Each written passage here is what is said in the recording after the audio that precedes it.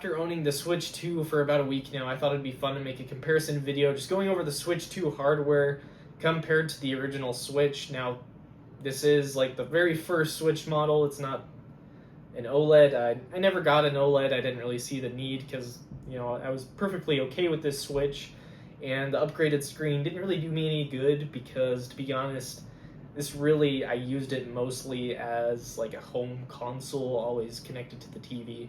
So yeah, original model Switch and original model Switch 2, I'm sure they'll make a revision down the line. At least I'd be shocked if they didn't. So yeah, let's go over some of the differences, controllers, just talking about the hardware itself as well.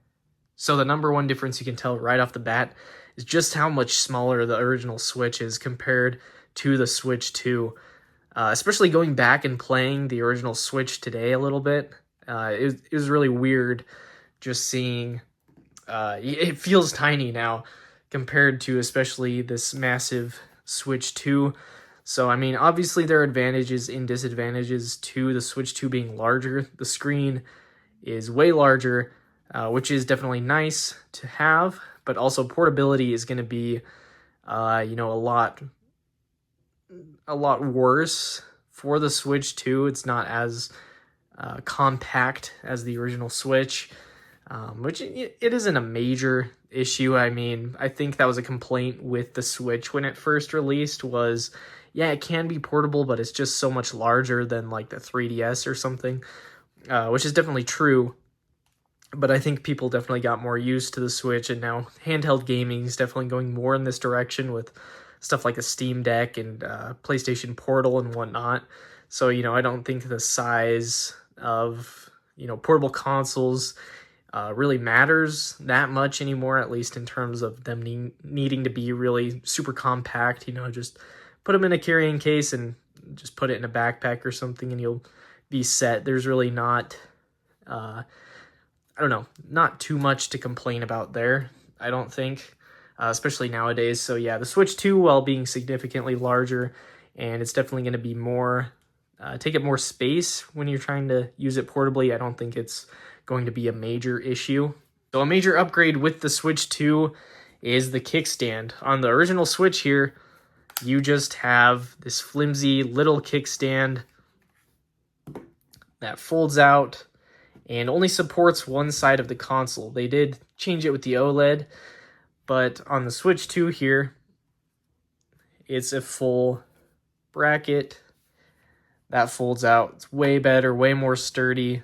This isn't going to be snapping off all the time when you're trying to use tabletop mode, which I did more so in high school, playing stuff like Smash Bros.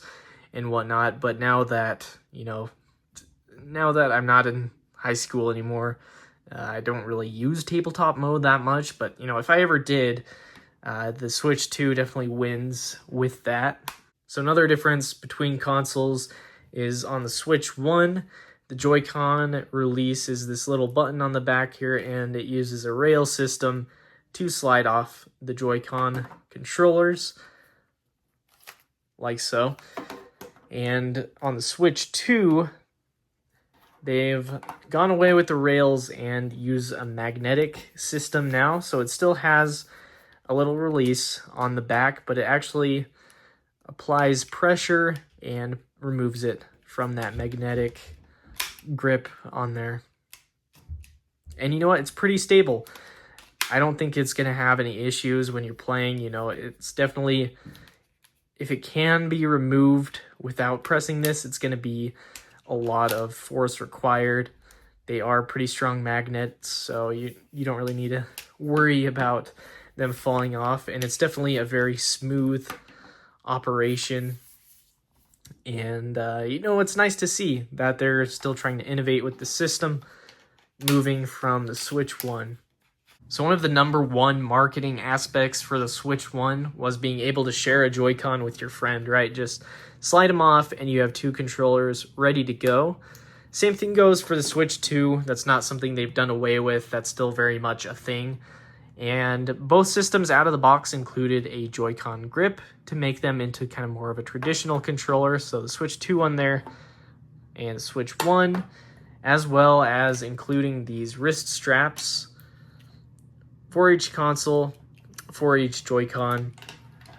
And for the Switch 1 in particular, it's definitely nice to have because it adds a bit more height as well as these nice shoulder buttons, because before it's just this tiny, tiny little button on there, which you can definitely use without this. But for me personally, if I ever did use it like this, while still not as good as a more traditional controller, it's definitely better with this in my opinion.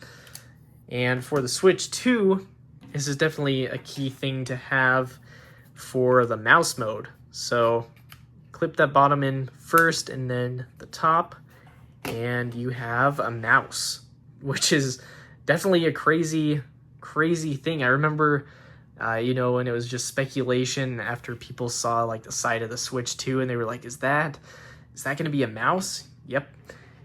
And it works great. For some reason in the camera it shows up to be kind of laggy, but it's actually pretty good here on my end. So yeah, you can use it as a mouse. I'm not entirely sure what all supports it right now, but that's definitely a really cool feature and just another way that Nintendo has kind of innovated from the original Switch. So taking a look at the Joy-Con grips here, on the Switch 1, they just slide into the grip like so, and provide it with a much more traditional controller feel, while still definitely not on par with something like the Pro Controller, for example. It's still pretty comfortable and does the trick just fine, I think. And same thing goes for the Switch 2 for the most part. It uses that magnetic attachment system like so, but it's not as comfortable as the Switch 1 Joy-Con grip for one major reason. And as you can see there, the grip itself actually wraps around the Joy-Con, whereas on the Switch 2, because of the magnetic attachment system, there's kind of this awkward ledge on the actual grip, so it's not as comfortable. And then there's kind of this just open space between the palm of your hand and the actual controller, and it's just not as well rounded as Switch 1. I definitely understand why they went this route because of the way they actually attach to it, but I'm not going to say that it's better than the Switch 1 because it's definitely not. The Switch 1 definitely wins in this category. So while these aren't included out of the box, I definitely had to talk about the Pro controllers because for me, these are a must-have for each of these. And I definitely thought Nintendo nailed it with the Switch 1 Pro controller. It's a great controller, super comfortable. The textured grips are really nice. It's got an incredible battery life, and I didn't think they could do much better than this.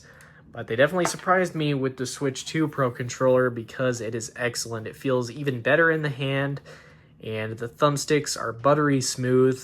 It's got the inclusion of these back programmable buttons, as well as the Switch 1 Pro controller sorely lacked, in my opinion, was a headphone jack. Why didn't they include this on there?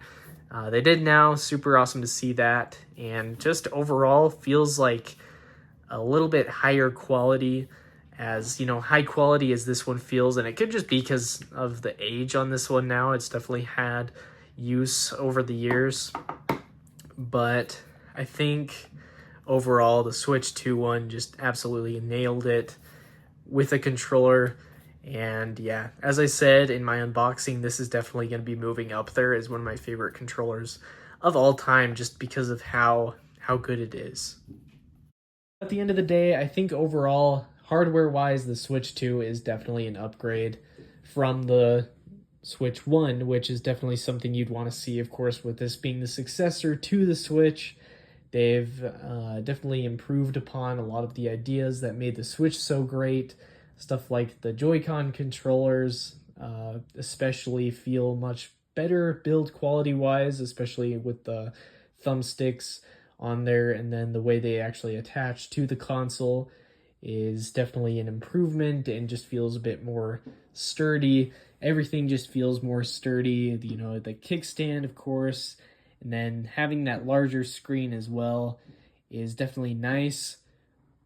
And, of course, that'll bring it down a little bit portability-wise, but not too bad. And As much as I love the Switch 2, I will say this right now, it will not be replacing my Switch 1. I am still going to be using my Switch 1 pretty often to play. Actually, I'm going to be using my Switch 1 to play my Switch 1 games, and pretty much only using my Switch 2 to play Switch 2 games. I think that it would be pretty tough for me to get rid of my Switch because of, how many years I've had it now, especially, but also I like playing hardware, games on hardware that it was designed for, which is why I have a bunch of retro consoles, right? I like playing games on the consoles they were meant to be played on, and yeah, the Switch 2 is definitely backwards compatible with, as far as I know, pretty much every Switch game. There might be like a handful, like maybe Nintendo Labo might not be compatible, but other than that, for the most part, it's pretty much backwards compatible with the Switch. But yeah, I'm still going to be keeping my Switch 1. I'm still going to be playing it pretty regularly and using it to play a lot of Switch games. I still have a pretty big Switch backlog, so I'll definitely still be playing it. That being said, the Switch 2 is definitely an upgrade in a lot of ways, but the Switch 1 is still an incredible console itself.